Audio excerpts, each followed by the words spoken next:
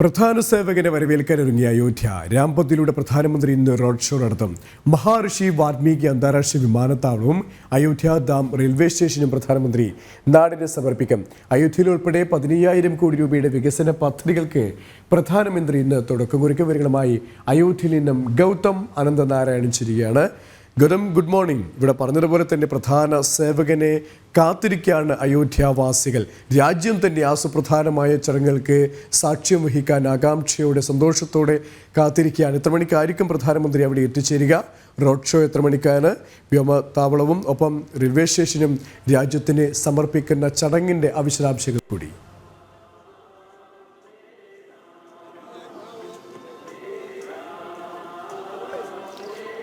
K P, good morning.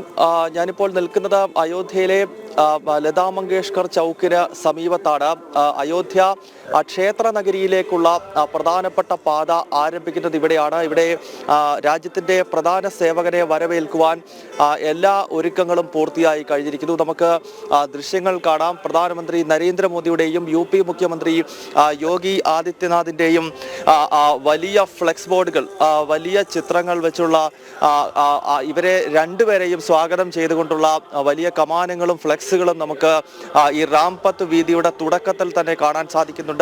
ഇന്ന് പ്രധാനമന്ത്രി road show നടത്തുന്ന ഈ വീതിയുടെ ഇരുവശങ്ങളിലും പൂക്കളും അതോടൊപ്പം തന്നെ കാവി പതാകയും BJPയുടെ കൊടിയും അതുപോലെ തന്നെ ഈ കേന്ദ്ര സംസ്ഥാന സർക്കാരുകളുടെ വികസന പദ്ധതികൾ, പ്രത്യേകിച്ച് അയോധ്യ നഗരത്തിന് വേണ്ടി ഇരു സർക്കാരുകളും ചെയ്തത് എന്തൊക്കെയാണ് എന്ന് വിശദീകരിക്കുന്ന വലിയ എഴുത്തുകൾ, ഇതെല്ലാം നിറഞ്ഞ് അങ്ങനെ എല്ലാ അർത്ഥത്തിലും രാഷ്ട്രത്തിൻ്റെ പ്രധാന സേവകൻ കടന്നു വരുമ്പോൾ അയോധ്യ നന്ദി പ്രകടിപ്പിക്കുന്ന രീതിയിലുള്ള സ്വീകരണം, അത്തരത്തിലൊരു സ്വീകരണമാണ് അയോധ്യ നഗരത്തിലെങ്ങും പ്രധാനമന്ത്രിക്ക് വേണ്ടി ഒരുക്കിയിട്ടുള്ളത്. കാരണം സമാനതകളില്ലാത്ത വികസനം അയോധ്യയിൽ നടപ്പാക്കാൻ മോദി യോഗി സർക്കാരുകൾക്ക് സാധിച്ചു എന്നത് ഒരു വസ്തുതയാണ്. അതിൻ്റെ ഒരു നന്ദി പ്രകടനം കൂടിയാണ് അയോധ്യ നിവാസികൾ ഇന്ന് ഈ ഒരുക്കിയിരിക്കുന്ന പൂക്കളും അതല്ലെങ്കിൽ തങ്ങളുടെ പ്രധാന സേവകൻ വരുമ്പോൾ അദ്ദേഹത്തെ എങ്ങനെയൊക്കെ മികച്ച രീതിയിൽ സ്വീകരിക്കാമോ ആ രീതിയിലുള്ള സ്വീകരണം നൽകുക എന്നൊരു വികാരം അത് സ്വാഭാവികമായും ഓരോ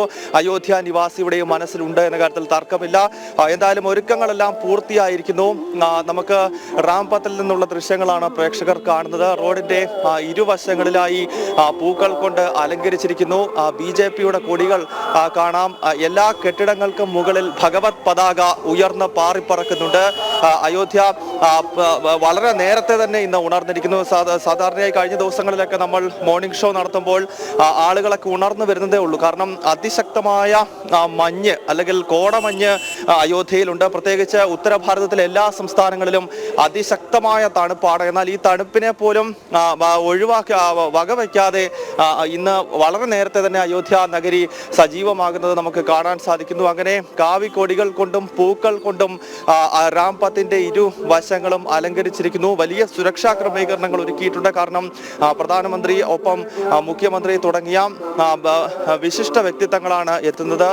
വലിയ സുരക്ഷാ ക്രമീകരണങ്ങൾ ഒരുക്കേണ്ട നഗരിയാണ് അയോധ്യ. വളരെ സെൻസിറ്റീവായിട്ടുള്ള സ്ഥലമാണ്. പലപ്പോഴും ഈ ഭൂമിയുടെ പേരിൽ വലിയ സംഘർഷങ്ങൾ രാജ്യത്തിന്റെ തന്നെ നാനാഭാഗങ്ങളിൽ രൂപപ്പെടുകയും ഒക്കെ ചെയ്തതാണ്. അതിനാൽ അതിശക്തമായ സുരക്ഷാ ക്രമീകരണങ്ങൾ കൂടി അയോധ്യ നഗരത്തിന്റെ എല്ലാ ഭാഗങ്ങളിലും ഒരുക്കിയിരിക്കുന്നു എന്നതാണ് വളരെ ശ്രദ്ധേയം. എന്തായാലും ഇന്ന് രാവിലെ 10:45 പ്രധാനമന്ത്രി നരേന്ദ്രമോദി അയോധ്യയിൽ വിമാനമാർഗം എത്തും എന്നാണ് നിലവിൽ അറിയിച്ചിരിക്കുന്നത്. 10:45 അദ്ദേഹം ഇന്ന് ഉദ്ഘാടനം ചെയ്യാൻ പോകുന്ന മഹാഋഷി വാൽമീകി അന്താരാഷ്ട്ര വിമാനത്താവളത്തിലാണ് വിമാനം ഇറങ്ങുക. അവിടെ UP ഗവർണർ ആനന്ദീബൻ പട്ടേൽ ഒപ്പം UP മുഖ്യമന്ത്രി യോഗി ആദിത്യനാഥ് തുടങ്ങിയ നേതാക്കൾ ചേർന്ന് പ്രധാന സേവകനെ രാമജന്മഭൂമിയിലേക്ക് സ്വാഗതം ചെയ്യും. അതിനുശേഷമാണ് പിന്നീട് എയർപോർട്ട് മുതൽ റെയിൽവേ സ്റ്റേഷൻ വരെയുള്ള ഈ വീതിയിലൂടെ റാംപത്ത് വീതിയിലൂടെ പ്രധാനമന്ത്രി നരേന്ദ്രമോദി റോഡ് ഷോ നടത്താൻ പോകുന്നത്. ഈ റോഡിന്റെ ഇരുവശങ്ങളിലും 10,000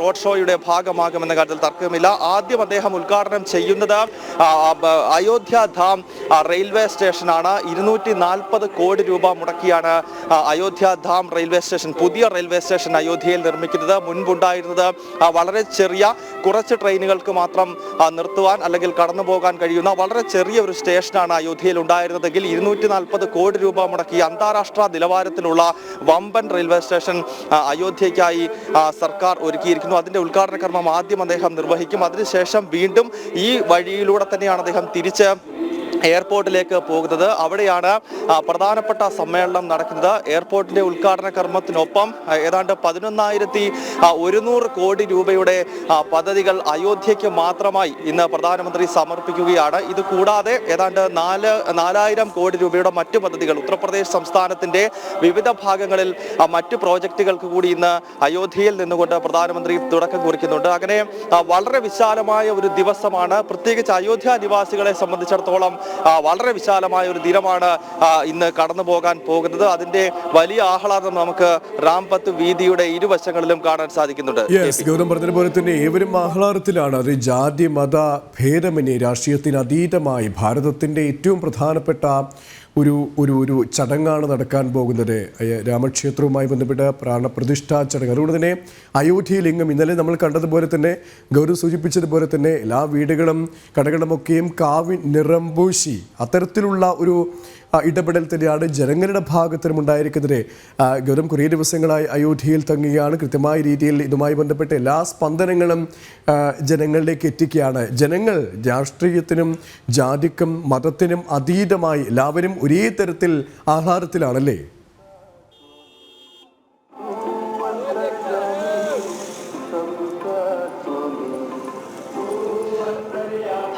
KP അത് തന്നെയാണ്. അതായത് മതത്തിനും രാഷ്ട്രീയത്തിനുമൊക്കെ അതീതമായി അയോധ്യ നഗരി ഒന്നടങ്കം പ്രധാന സേവകനെ വരവേൽക്കാൻ ഒരുങ്ങുകയാണ്. കാരണം ഇത് ക്ഷേത്ര നിർമ്മാണത്തിനൊപ്പം ഈ സർക്കാരുകൾ ചെയ്തത് അയോധ്യ നഗരത്തിന്റെ മുഖച്ഛായ മാറ്റിമറിക്കുക എന്ന രീതിയിലുള്ള പ്രവർത്തനങ്ങളാണ്.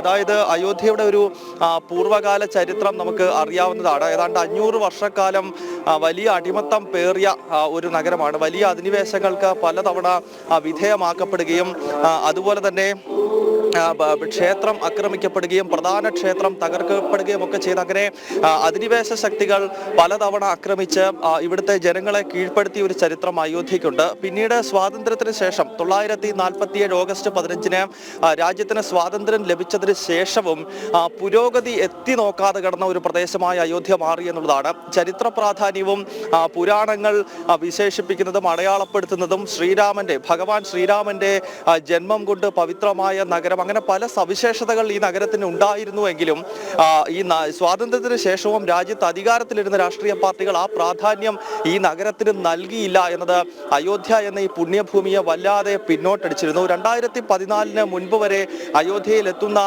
ഒരു തീർത്ഥാടകന്, ഒരു ഭാരതീയന് വലിയ തോതിൽ അഭിമാനിക്കാനായി ഒന്നും കാണാൻ കഴിയില്ലായിരുന്നു. കാരണം ഏറ്റവും പ്രധാനം രാമജന്മഭൂമിയിൽ ക്ഷേത്രം തന്നെ ഉണ്ടായിരുന്നില്ല. അവിടെ ഒരു ടെന്റിനകത്ത് രാംലല്ലയുടെ വിഗ്രഹം താൽക്കാലികമായി പ്രതിഷ്ഠിച്ചിരിക്കുകയായിരുന്നു.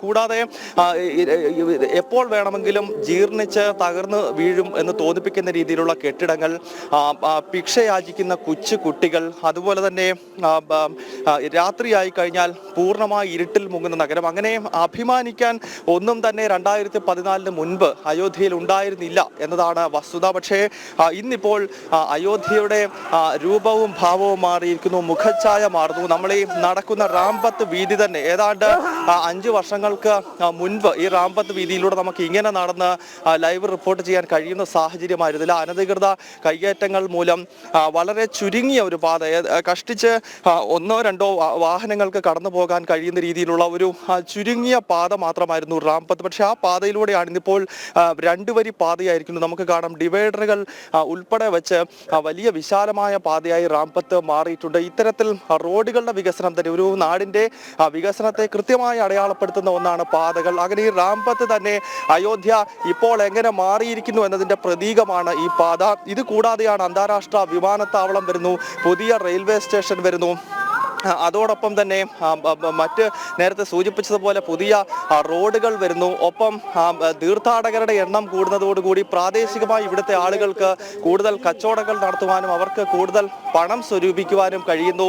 അങ്ങനെ എല്ലാ അർത്ഥത്തിലും ഒരു വലിയ ഉണർവ് അയോധ്യ നഗരത്തിന് ഇപ്പോൾ ഉണ്ട് എന്ന കാര്യത്തിൽ സംശയമില്ല. അതാണ് പലപ്പോഴും ഈ ത്രേതായുഗ കാലഘട്ടത്തിലേക്കൊക്കെ അയോധ്യ പോകുന്നു എന്നൊക്കെ പലരും പറയുന്നതിൻ്റെ അടിസ്ഥാനം അതാണ്. അതായത് ത്രേതായുഗം ശ്രീരാമന്റെ കാലഘട്ടത്തിൽ ഈ നഗരം വലിയ പ്രൗഢിയിൽ നിലനിന്നിരുന്ന ഒരു പ്രദേശമാണ്. സൂര്യവംശ രാജാക്കന്മാരുടെ കീഴിലുണ്ടായിരുന്ന പ്രദേശമാണ് അയോധ്യ. കോസല ജനപദത്തിന്റെ തലസ്ഥാനമായിരുന്ന അയോധ്യ. അങ്ങനെ ഒരുപാട് വർണ്ണനകളുള്ള ഒരു വലിയ ഭൂതകാലം അവകാശപ്പെടാൻ കഴിയുന്ന നഗരമാണ് പിന്നീട് വളരെ ചുരുങ്ങിപ്പോയി, അല്ലെങ്കിൽ ദേശീയ മുഖ്യധാരയിൽ നിന്ന് പോലും അകന്നു പോകുന്ന രീതിയിലേക്ക് വളരെ പിന്നോക്കമായി പോയത്. ആ നഗരത്തെ അതിന്റെ ഭൂതകാലത്തിലേക്ക്, അതിന്റെ പ്രൗഢിയുള്ള കാലഘട്ടത്തിലേക്ക് തിരികെ കൊണ്ടുവരികയാണ് യോഗി മോദി സർക്കാരുകൾ എന്ന കാര്യത്തിൽ സംശയമില്ല. ഇപ്പോൾ ഈ റോഡിന്റെ ഇരുവശങ്ങളിലും സ്വാഗതമേകിക്കൊണ്ടുള്ള കമാനങ്ങൾക്കൊപ്പം തന്നെ എന്തൊക്കെയാണ് അയോധ്യയിൽ നരേന്ദ്രമോദി സർക്കാരും യോഗി ആദിത്യനാഥ് സർക്കാരും നടപ്പാക്കിയത്, എങ്ങനെയാണ് അയോധ്യയെ മോടി പിടിപ്പിക്കുന്നത് തുടങ്ങിയ കാര്യങ്ങൾ വർണ്ണിച്ചുകൊണ്ടുള്ള